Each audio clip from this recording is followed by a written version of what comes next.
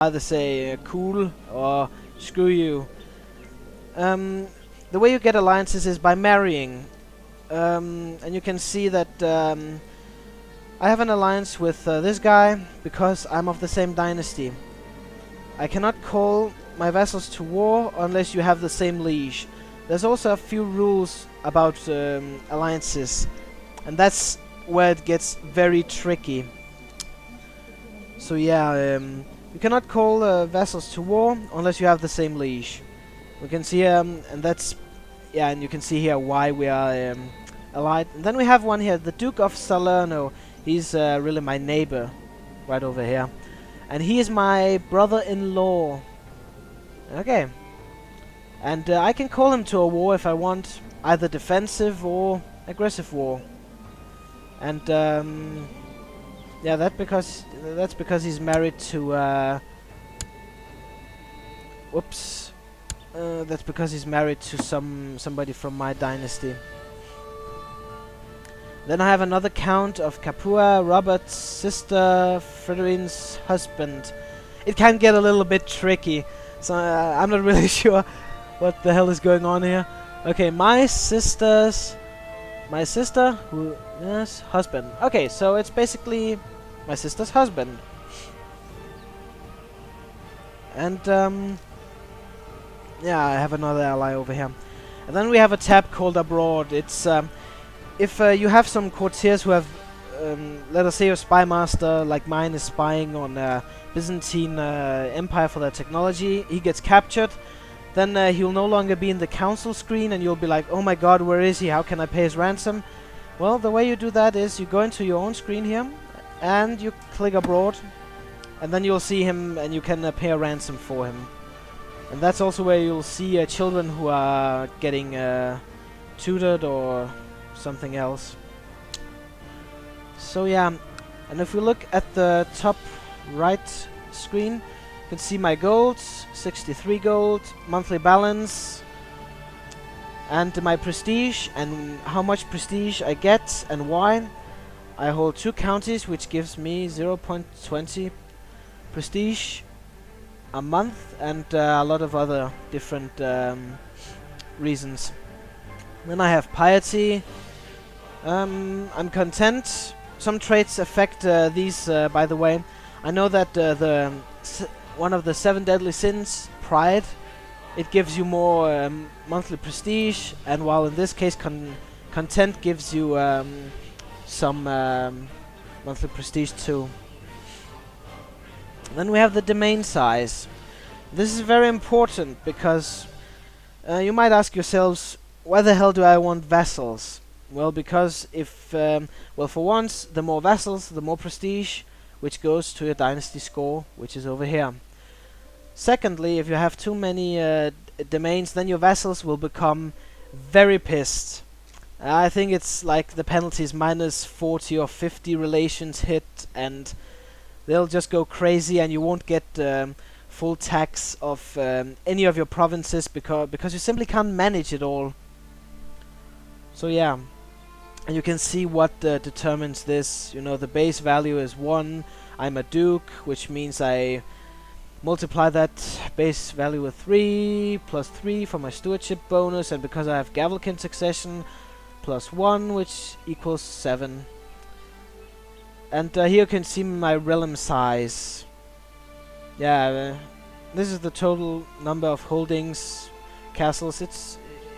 That's how many holdings or domains I have in my realm, and that's plus that's all the vassals. And here you can see the dynasty score.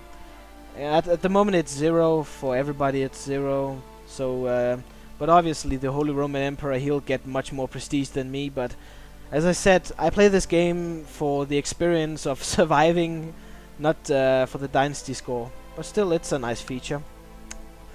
So yeah, and in this screen you can take a quick overlook. It's very smart. You can see the domains, how much gold you get, the fort level, and how many people that are garrisoned in this fort. And you can see what your court is doing. Currently my chancellor is not doing anything because I don't really know what to use him for right now. then I can see where my marshal is, what he's doing, and when you raise your levies, you can also see all your armies here, where they are, where the next stop is, and your navy. And now we're talking fleet. There's not fleet combat. There was not in the CK1 franchise, and there's not in this one either. I don't know why they did it, but I don't know. I'm not too dumbed down by it. Now, let's take a look at the province of Apulia. This is my current capital. You can switch capitals at any time, but obviously it has to be a region that you own, and you can see here who is owning the county. And this is the county capital. This is the thing that I personally own. And if we click on that, I can build different stuff. You can see I quickly get an overview of tax, fort, basically the information I got elsewhere, and I can see my levies. If I raise levies in this holding, as it's called, and holdings, that's basically there are 3 different types of holdings. There are castles, there are cities, and bishoprics. Castles are the one that yield. Now I gotta think. Castles are the one that give the most total number of levies, but the lowest tax. Cities give a medium amount of tax and levies, and bishoprics give a lot of tax, or a lot of gold you can get from them if your bishops are loyal, and a minimum amount of levies. Now you can see here some buildings require gold, some require other buildings to be built, and some require technology. Now, personally, I think this one is the best one to build, at least for a start. A wooden palisade. It increases your levy size by 2.5%, which means, yeah, I'll get a bigger army, and that's really the only way you can. Okay, so through cities you get the most tax. Oh, okay. Yeah, it was cities who get you get the most tax and the least amount of levies, and the bishoprics were like 50-50. Yeah, I mean, it's not that important, but it's just, you know, a little fun fact. But yeah, this is the way you can really increase your army without conquering more. It's basically, here you increase the levy size, tax income, and fort level. And for only 50 gold, which I will do. Are you sure? Sure I am. And over in this screen you can also see what you're building, and where you're building it, and how long time it's gonna take. So yeah, and also from this screen you can raise the levies, and you can create a new vassal from this place. It's but I don't really use this. And you can also see, if we hover over the guard quarters, if I build this one, I'll get 30 plus heavy infantry and 15 plus pikemen. That's another way to increase your army, by building, but it's fucking expensive, and it takes a while. Now we have here we have the city holding. You can see these 2 flags. This means that there's a dynasty. There's a guy who owns this one, but his liege is this guy. So even though this mayor called Richard, he owns the city, then he pays taxes to me. And you can also see his base tax, and here we can see the bishopric, and you can also build a new holding.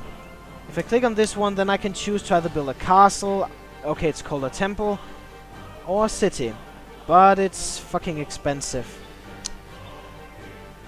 And if you build a castle, then that will become a barony. So if you give that castle to a courtier or another vassal, then he will become baron of that holding. And this is also very important. Now we're talking barons. You cannot play exclusively barons. Let's say you lost in a war where you basically lost all your counties, but you still have one barony, then you still lose, because you cannot play baronies. And yeah, that's the way they chose to make the game. So yeah, I think we're almost ready. I'll just show you guys the map mode. So yeah, we have the terrain map mode, and in CK1 I never played or I never used the terrain map mode, but I use it a lot now because I think it's pretty. Then we have independent realms, and you can see that's basically, yeah, they're all independent. Yeah, that's pretty much straightforward. Then we have the diplomatic screen. If we zoom in on my place, we can see the light green areas, that's counties I control directly. The more stronger, the darker green areas are vassals. The blue, yeah, that's blue. They are allies, and the yellow ones you have a casus belli, which means you can attack them for some reason. And then we have the religious map mode. It basically shows where the Catholics are, where the Muslims are, where the pagans are, and if this typically means that you can see it's if you hover the mouse over this region, then it says Orthodox Christian. The province itself is Orthodox Christian, but the guy who rules the province, he's a pagan. He's I believe they're called Tengri. Yeah, Tengri.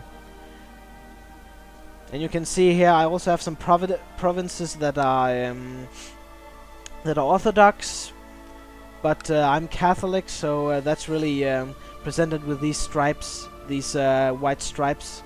They present that the liege is Catholic, and this gold type of color represents Orthodox. And then we have yeah, Zoroastrians, yeah. How could I forget them? Then we have the culture map mode.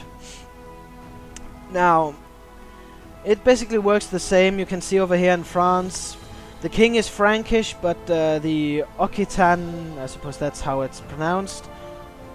Yeah, I mean, I think you guys got the picture now. And culture means a lot, actually. It especially if your liege is of a different culture, or your vassal is of a different culture, then you'll like each other next or less, because being a foreigner is apparently a negative thing. Then I can click direct vassals. That basically means I can take a look at for instance, the Holy Roman Emperor's direct vassals, the independent nations' vassals. I don't really use it a lot. Then we have the economy. It basically means the economic strength of the region, and yeah, it's bright green down here in Byzantium. And then we have de jure duchies. Now, the de jure thing is it's really important, and I'm not really sure how I can explain it effectively, but I can try. Now, if we zoom out, then we can see it says Apulia here, and there are 3 regions, 3 counties, and they are all a part of the Duchy of Apulia, which means, yeah, that's basically it. I'll try to explain it a little later, because let's say if the county was this county, he was independent, then I'd get a casus belli on him to take that county, because it's a part of the duchy which I own, so that part should be rightfully mine. So yeah, and but the same does not go for kingdom titles. If a king, let us say the king of Croatia has taken a province from the king of Hungary, like this province for instance, then the king of Hungary will not get a casus belli on the king of Croatia. I don't know why they did that, but that's just how it is. And you can see there's de jure kingdom Sicily and Italy. Now, the kingdoms themselves don't have to be formed in order to actually see them. So